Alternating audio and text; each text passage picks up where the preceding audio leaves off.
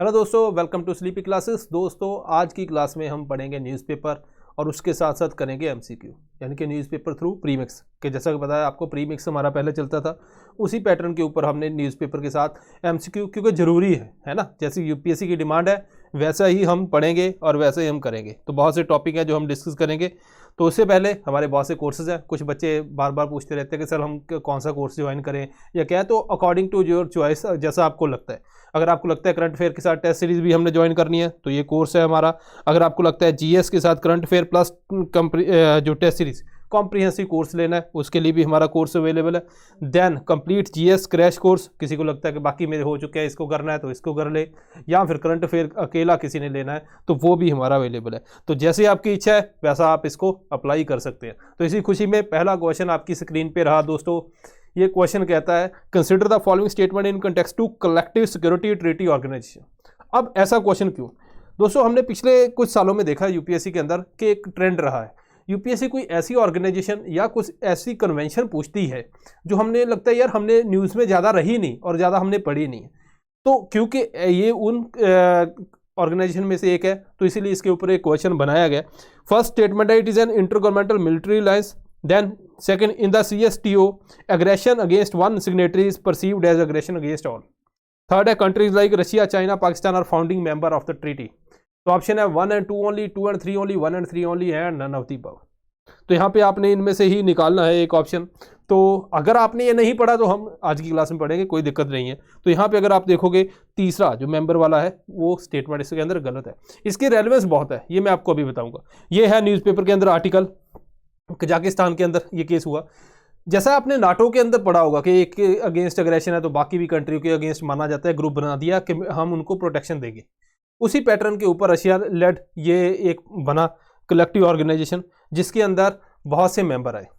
ठीक है दोस्तों, अब यहाँ पे भी वैसा ही रूल है कि मतलब एक के अगेंस्ट अग्रेशन है तो बाकियों के अगेंस्ट भी वहाँ पे होता है। इसी तहत रिसेंटली क्या हुआ, कजाकिस्तान के अंदर फ्यूल प्राइस राइज के थ्रू बहुत ज़्यादा ऐसा बोला जा रहा है टेररिस्ट का इन्वेजन भी है और बहुत हालात ख़राब है। तो रशिया वहाँ पे सपोर्ट कर रहा है कि ये हमारी मेंबर कंट्री के अगेंस्ट अग्रेशन है। लेकिन यहाँ पे एक और बात हमने ध्यान में रखनी है, उससे पहले इसका बेसिक देखते हैं। ताशकंद उज्बेकिस्तान के अंदर ये ट्रीटी स्टार्ट होती है, उसके बाद ऑर्गेनाइजेशन बनी, इंटर गवर्नमेंटल है क्योंकि गवर्नमेंट ने आपस में मिलकर बनाई है।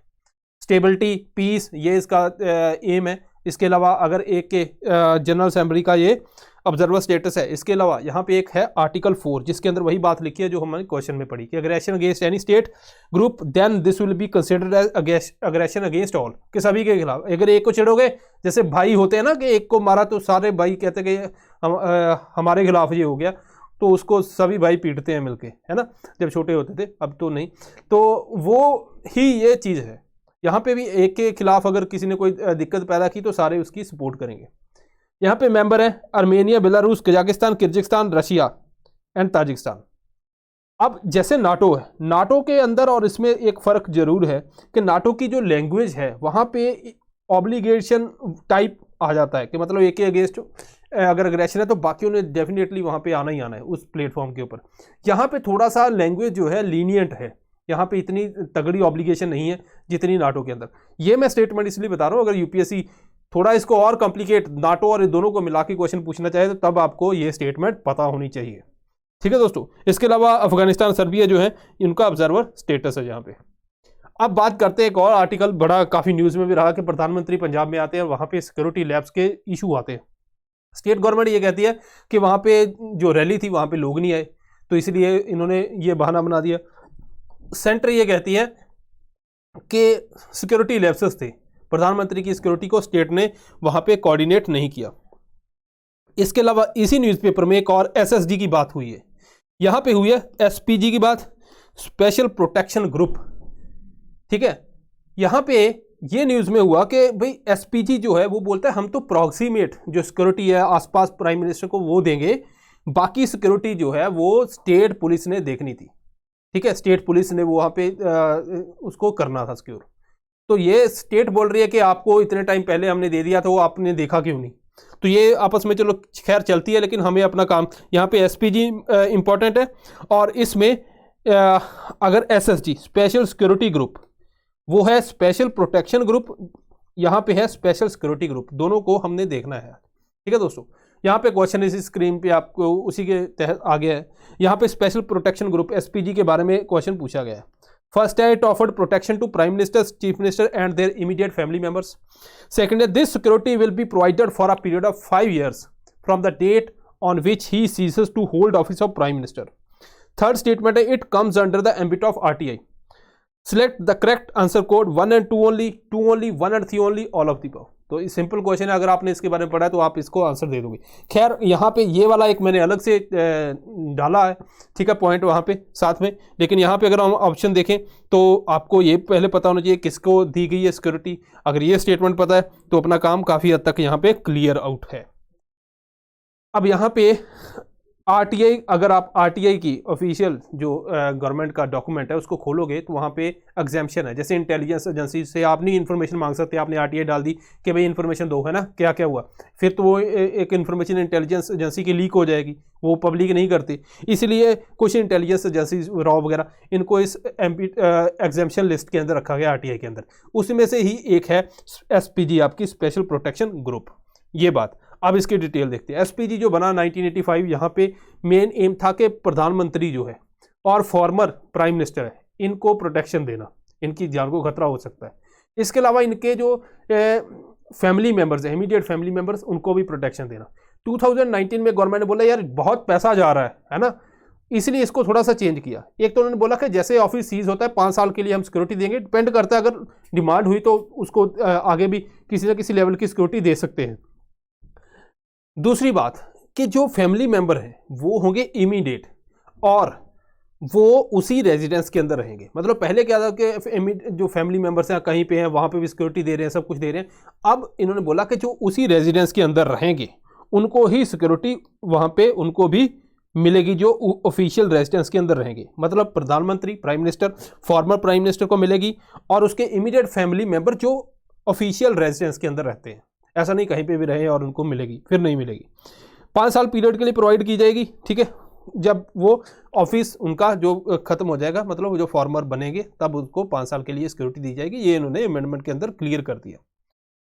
इसी बेस के ऊपर जो सेकंड आर्टिकल द हिंदू के अंदर आया वो है जम्मू कश्मीर के कंटेक्स्ट के अंदर। वहाँ पे जो एसपीजी, जो स्पेशल प्रोटेक्शन ग्रुप है, एसपीजी जो प्रधानमंत्री को देता है, उसी बेस के ऊपर बनाया गया है स्पेशल सिक्योरिटी ग्रुप। ये किसको देता है? ये चीफ मिनिस्टर को देता है। पहले ये भी chief minister, former chief minister को भी देता था, तो अभी रिसेंटली इन्होंने इसके अंदर भी चेंज कर दिया। इन्होंने बोला फॉर्मर चीफ मिनिस्टर को नहीं देंगे, मतलब जो आपके जम्मू कश्मीर के कितने चीफ मिनिस्टर्स हैं फॉर्मर, उन सभी की सिक्योरिटी एक झटके में ऐसे उड़ा दी। ठीक है दोस्तों। दूसरा उन्होंने बोला कि उसका हेड कौन रहेगा। पहले था जो रैंक था जिसका आईजीपी, ठीक है दोस्तों, इंस्पेक्टर जनरल ऑफ पुलिस। अब इन्होंने इसको नीचे कर दिया है एसपी के रैंक से, और officer below the rank of SP वो इसका हेड होगा। सो अब प्रोटेक्शन किसको मिलेगी? जो करंट चीफ मिनिस्टर है और उसकी फैमिली, उसी को मिलेगी। फॉर्मर वाला यहां से हटा दिया। ये आपने ध्यान देना है, क्योंकि ये भी टॉपिक हिडन रहता है, ज़्यादा न्यूज़ में नहीं रहता, लेकिन इस केस में न्यूज़ में है, तो हमने दोनों को कंपेयर किया। वहां पे हमने सीएसटीओ को कंपेयर किया था नाटो के साथ, यहाँ पे एसपीजी को किसके साथ कंपेयर किए? एसएसजी के साथ। तो यूपीएससी चाहे दोनों में अलग अलग क्वेश्चन पूछ ले तब भी सॉल्व होने चाहिए आपके, दोनों को कंबाइन करके बोले तब भी सॉल्व होने चाहिए, तो हमने दोनों को रखा है। थर्ड क्वेश्चन आपकी स्क्रीन पे ऊपर सिंपल क्वेश्चन है, ऐसा क्वेश्चन आता है यूपीएससी के अंदर। तो ये क्वेश्चन है दोस्तों, recently Indian government inaugurated India's first open rock museum displaying different types of rock gathered from different states located in. कहाँ पे लोकेटेड है? सिंपल क्वेश्चन ऐसे आ जाते हैं, कई बार तो जान हल्क में आ जाती है जब बंदे को पता होता है कि यार ये क्वेश्चन मैंने नहीं पढ़ा। बाकी तो कंसेप्चुअल क्लैरिटी के बेस होते हैं, थोड़ा बहुत फ्लेक्सिबिलिटी रहती है कि एक स्टेटमेंट आ गई दूसरी आ गई। ये तो अगर आता है तो आता है, नहीं तो ये इसको अपने अटैम्प्ट नहीं करना। तो यहाँ पे रिसेंटली हैदराबाद, तेलंगाना, यहाँ पे ये इनॉग्रेट किया गया है। तो first open rock museum inaugurate किया गया है, उसी के बारे में इन्फॉर्मेशन है। जितनी क्वेश्चन में पूछी गई उतनी ही याद करनी है, ठीक है दोस्तों। इसके अलावा हमने बहुत ज़्यादा कहीं जाना नहीं है, CSIR का नाम साथ में याद कर लेना बस, ठीक है जी। ये उसकी पिक्चर है। फोर्थ क्वेश्चन आपकी स्क्रीन पे है, consider the following statement in context to drones US 2021 rules. First है, it is mandatory for every individual and company to obtain approval to import, manufacture, trade, own or operate drones. Second statement है, every drone that is bigger than nano must obtain a unique identification number UIN from the aviation regulator third है drones can not be operated under any condition in red zone area declared by government. तो option है 1 and 2 only, 2 only, 1 and 3 only and all of the above. यहां पे अगर आप देखोगे first question के अंदर है मैंडेटरी, एक्सट्रीम लेवल के ऊपर मैंडेटरी है भाई। बिगर देन नैनो मस्ट, ये भी extreme. Drones can not operated under any condition, ये भी एक्सट्रीम। तो ये क्वेश्चन बनाया ही इस हिसाब से गया है मैंने कि तीनों की तीनों स्टेटमेंट ऐसी डाली जाए कि बच्चा यहाँ पे अगर जनरल स्टेटमेंट को देख के पता करता है कि हाँ एक्सट्रीम है, उसको निगलेक्ट कर दो, तो तीनों ही आपके निगलेक्ट हैं, लेकिन none of the above option नहीं है। तो यहाँ पे अगर बात करें तो पहली दो स्टेटमेंट सही है, थर्ड स्टेटमेंट यहाँ पे सही नहीं है। तो इसको देखते हैं। आज के न्यूज़पेपर में आया use drone more effectively, civil aviation ministry ने कहा है। सिविल एविएशन मिनिस्ट्री दोस्तों ये कहती है कि आप कहते हो ड्रोन जो है वो मिलिट्री के काम आते हैं, मिलिट्री से अलावा बाकी चीज़ों के ऊपर भी देखो भी बहुत अच्छे से काम आते हैं। तो वो कौन सा है? ये तो सीधा ही आपका मेंस का आंसर है, यहाँ पे न्यूज़पेपर में दिया हुआ।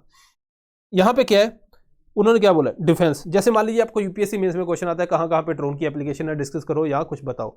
तो डिफेंस के अंदर आपको मिल गया सर्विलेंस के लिए, कॉम्बैट के लिए, है ना, counter drone solution. Home affair के अंदर वीआईपी सिक्योरिटी, आप देखते हो ड्रोन घूमते हैं, है ना दोस्तों। क्राइम कंट्रोल, काउंटर टेररिज्म, ये वो सारा यहाँ पे आता है।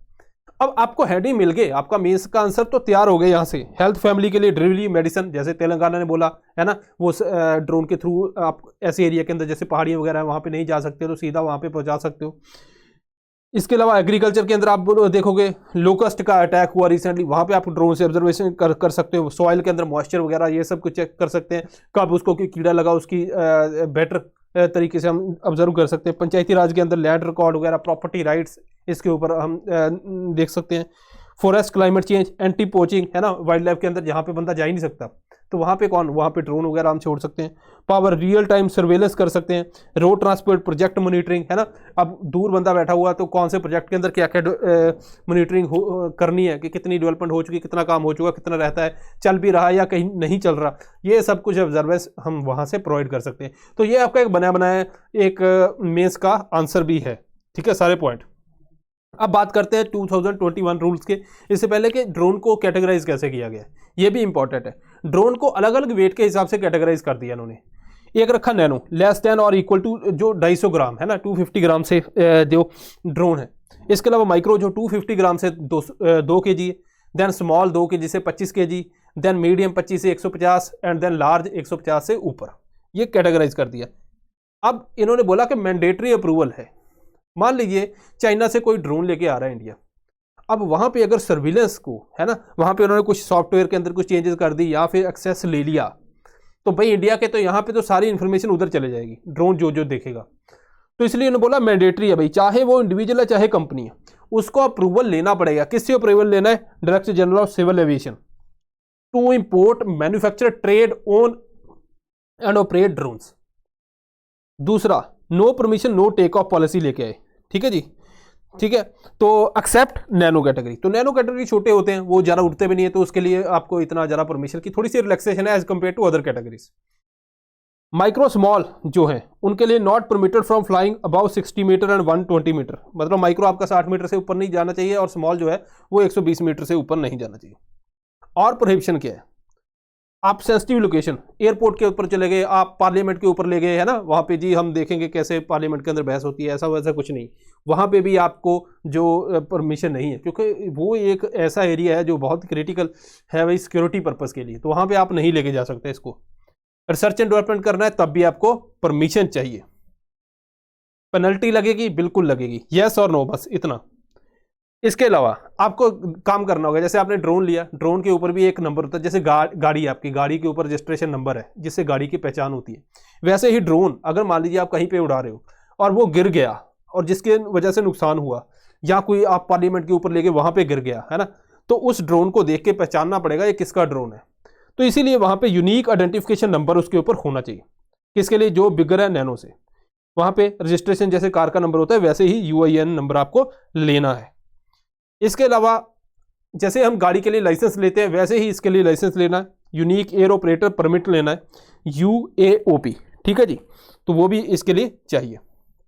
इसके अलावा एक एडिशनल टॉपिक है, ये भी इंडियन एक्सप्रेस के अंदर थोड़े दिन पहले आर्टिकल आया था, हमने किया भी था, air space map of India, कि यहाँ पे मिनिस्ट्री ऑफ सिविल एविएशन ने निकाला, उन्होंने बोला कि ठीक है, उन्होंने माई मैप इंडिया के साथ मिलके ये बनाया। यहाँ पे क्या है कि जैसे कुछ प्लेसेस हैं उनको अलग अलग जोन के अंदर रख दिया, कहाँ कहाँ पे आप ड्रोन चला सकते हो, कहाँ पे नहीं। ग्रीन जोन है, जैसे ग्रीन जोन के अंदर मतलब रिलैक्सेशन है, ज़्यादा परमिशन यहाँ पे लेने की ज़रूरत नहीं है।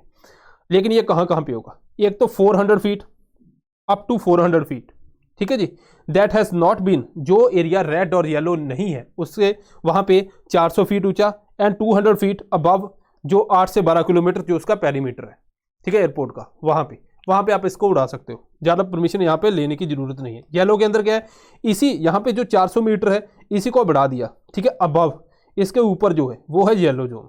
सिमिलरली जो 200 वाला उससे ऊपर जो वो है येलो जोन, ठीक है दोस्तों। यहाँ पे कंसर्न्ड लोकल अथॉरिटी, अगर एयरपोर्ट के आसपास है तो एयरपोर्ट अथॉरिटी से आप परमिशन लो, ठीक है। इसी तरह जो रेड जोन है, जहाँ पे आपको प्रोहिबिशन है, जो नो ड्रोन जोन है, वहाँ पे आप नहीं उड़ा सकते, लेकिन फिर भी अगर आप सेंट्रल गवर्नमेंट से परमिशन लोगे तब उड़ा सकते हैं। तो यही क्वेश्चन था जो थर्ड स्टेटमेंट थी, अंडर एनी कंडीशन। जैसे यूपीएससी ने पूछा था कि जो वाइल्ड लाइफ प्रोटेक्शन एक्ट वाला आया था, वहाँ पे प्लांट जो है ना, वो अंडर एनी कंडीशन आप नहीं उगा सकते, वो भी अंडर एनी कंडीशन, ये भी अंडर एनी कंडीशन हमारी स्टेटमेंट। इसके अलावा और भी क्वेश्चन आए हुए हैं ऐसे कि अगर मान लीजिए ऐसा क्वेश्चन आया था कि भाई इंडिया के अंदर जो प्रोहिबिटेड है ना, ड्रग वगैरह जो प्लांट है इससे रिलेटेड है, वो आप अंडर एनी कंडीशन नहीं आप ग्रो कर सकते, ऐसा भी नहीं है, प्लांट वगैरह कर सकते हैं, लेकिन गवर्नमेंट की परमिशन लेनी है और मेडिकल यूज वहां पे होना चाहिए। 5वां question, consider the following statement in context to one district one product scheme. Simple question है, तो यहाँ पे देखो, it aims to identify one product per district based on potential and strength of district and national priorities. Second है, it is launched under Pradhanmantri formulation micro processing food processing enterprises. 1 only 2 only both 1 and 2 none of the।